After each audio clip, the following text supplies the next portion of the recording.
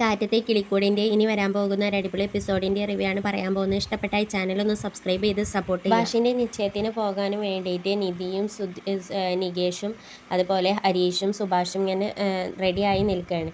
ആ സമയത്ത് നികേഷ് പറയും എവിടെ സുധീഷേട്ടൻ എന്ന് ചോദിക്കുകയാണ്. അപ്പോൾ സുധീഷ് ലളിതയെയും ഗംഗാധരനെയും കൊണ്ട് വരാൻ വേണ്ടി പോയതായിരിക്കും.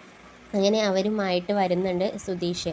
ആ സമയത്ത് ഭാസ്കരൻ ഇങ്ങനെ പറയണേ ഇനി ഇവരും ഉണ്ടോ എന്ന് ഇങ്ങനെ മനസ്സിൽ കരുതണം. എന്താ സുഭാഷിനോട് പറയും സൂപ്പറായിട്ടുണ്ട് സുഭാഷ് ഏട്ടാ എന്ന് പറയുകയാണ്. ആ സമയത്ത് ഗംഗാധരൻ എന്താ സൂപ്പർ എന്നിങ്ങനെ മനസ്സിലിങ്ങനെ വിചാരിക്കുകയാണ്. ആ സമയത്ത് ലളിത ഇങ്ങനെ മനസ്സിൽ കരുതുന്നുണ്ട് എന്താ ഇവൻ്റെയൊക്കെ ഒരു കോലം. അവരെല്ലാവരും അകത്തോട്ടേക്ക് ചെല്ലും. ആ സമയത്ത് സുനന്ദ നിധിയോടും അതുപോലെ നീതുവിനോട് ചോദിക്കും നിങ്ങളൊക്കെ സുഖമായിരിക്കുന്നു എന്ന്. ആ സമയത്ത് അവർ പറയും ആ സുഖമായിരിക്കുന്നു എന്ന്. സുനന്ദ നീതുവിനോട് പറയും ഇനി അടുത്ത കല്യാണം നിങ്ങളുടേതായിരിക്കുമല്ലേ എന്ന്. ആ സമയത്ത് നീതു പറയും അതെ ഇനി അടുത്തത് ഞങ്ങളുടേതാണ്. സുനന്ദ നികേഷിനോട് പറയും അത് കഴിഞ്ഞാൽ പിന്നെ നിൻ്റേതാണെന്ന്.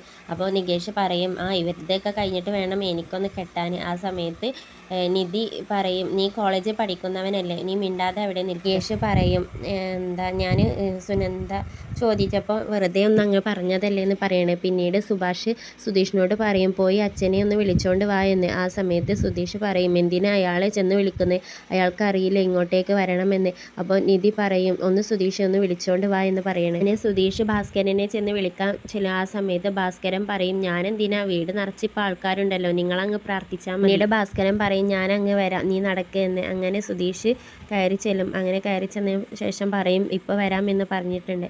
അപ്പോൾ ലളിത പറയും ഇപ്പോൾ വരാമെന്ന് പറഞ്ഞാൽ ഒരാഴ്ച കഴിഞ്ഞിട്ടേ വരൂ. അവരെല്ലാവരും പ്രാർത്ഥിച്ചതിന് ശേഷം സുഭാഷ് ഗംഗാധരൻ്റെ കാലിൽ പിടിച്ച് അനുഗ്രഹം വേണമെന്ന് പറയും. ആ സമയത്ത് ഗംഗാധരൻ പറയും ഞാൻ അനുഗ്രഹിച്ചിട്ടുണ്ടെന്ന്.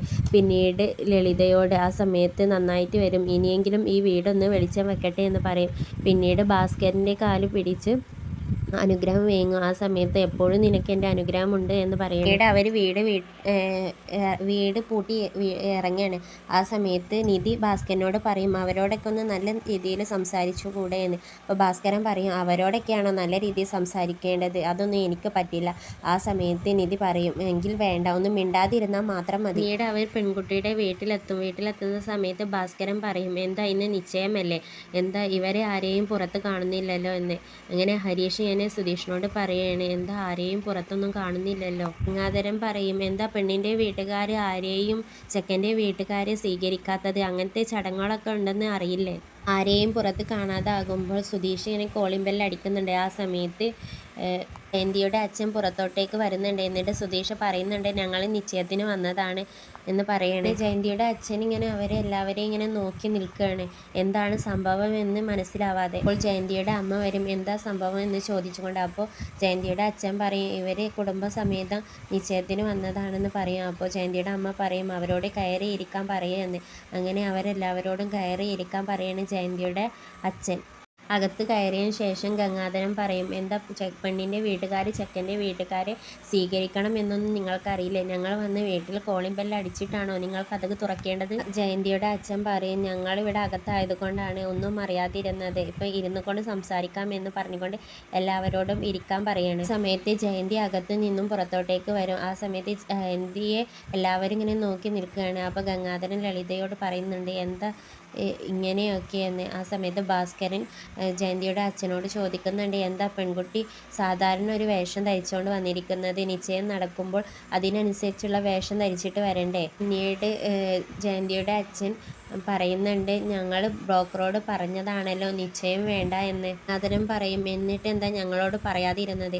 ആ സമയത്ത് ഭാസ്കരൻ പറയും എന്തുകൊണ്ട് നിങ്ങൾ ഞങ്ങളെ വിളിച്ച് പറഞ്ഞില്ല അത് ബ്രോക്കറോടാണോ പറയേണ്ടത്. ഭാസ്കരൻ പറയും ഞങ്ങളെ ചെറുക്കനിക്ക് എന്താ കുഴപ്പം ഒരു കുഴപ്പവും ഇല്ലല്ലോ. ആ സമയത്ത് ജയന്തി പറയും അച്ഛനോട് ദേഷ്യപ്പെടാതെ ഞങ്ങൾ ബ്രോക്കറോട് പറഞ്ഞതാണ് നിശ്ചയം വേണ്ട. സമയത്ത് ജയന്തിയുടെ അച്ഛൻ പറയും ഞാൻ പറയാം മോളെ എന്ന് എൻ്റെ മോളുടെ ഈ മാസമാണ് ഡിവോഴ്സ് എന്ന് ഞാൻ പറഞ്ഞിരുന്നല്ലോ. ലളിത ചോദിക്കും ആർക്കാണ് ഡിവോഴ്സ് എന്ന്. അപ്പോൾ ഭാസ്കരൻ പറയും ഈ നിൽക്കുന്ന ഈ പെൺകുട്ടിക്ക്. അവളെ കല്യാണം കഴിച്ചിരുന്ന ചെറുക്കനും അവളും കൂടെ തീരുമാനിച്ചു ഡിവോഴ്സ് വേണ്ട എന്ന്. അങ്ങനെ അവൾ അങ്ങോട്ടേക്ക് തിരിച്ചു പോകാൻ തീരുമാനിച്ചിരിക്കുകയാണ്. അങ്ങനെ അവരെല്ലാവരും ഇങ്ങനെ നിരാശയോടു കൂടി ഇരിക്കുകയാണ്. ദേഷ്യത്തോടു കൂടി പറയും, എന്നിട്ട് എന്താ നിങ്ങൾ ഞങ്ങളെ വിളിച്ച് പറയാതിരുന്നേ? ഈ കാര്യങ്ങളൊക്കെ നിങ്ങൾ ബ്രോക്കറോടാണോ പറയേണ്ടത്? നിങ്ങൾക്ക് നേരെ എന്താ ഞങ്ങളെ വിളിച്ച് പറഞ്ഞാൽ പോരായിരുന്നോ? നിധി പറയും, നിങ്ങൾ വീട്ടിൽ വന്നിട്ട് ഇന്ന ദിവസം നിശ്ചയം നടത്താം എന്ന് പറഞ്ഞുകൊണ്ട് ആ വീട്ടിൽ നിന്നും ഇറങ്ങിപ്പോയതല്ലേ.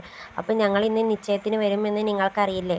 അപ്പോൾ നിങ്ങൾക്ക് അറിഞ്ഞൂടെ? ഒന്ന് ഫോൺ വിളിച്ച് പറയാനുള്ള ഒരു മര്യാദ നിങ്ങൾക്കില്ലേ? ഇതൊരു നിസ്സാര കാര്യമാണോ? ഇത് ബ്രോക്കറോടാണോ പറയേണ്ടത്? ഞങ്ങളോടല്ലേ? നിങ്ങൾ വീട്ടിൽ വന്നിട്ടല്ലേ നിശ്ചയം നടത്തി പോയത്? ജയന്തിയുടെ അച്ഛൻ പറയും, നിങ്ങളെ വിളിച്ച് ബ്രോക്കർ പറഞ്ഞു എന്നാണ് ഞങ്ങൾ കരുതിയത്.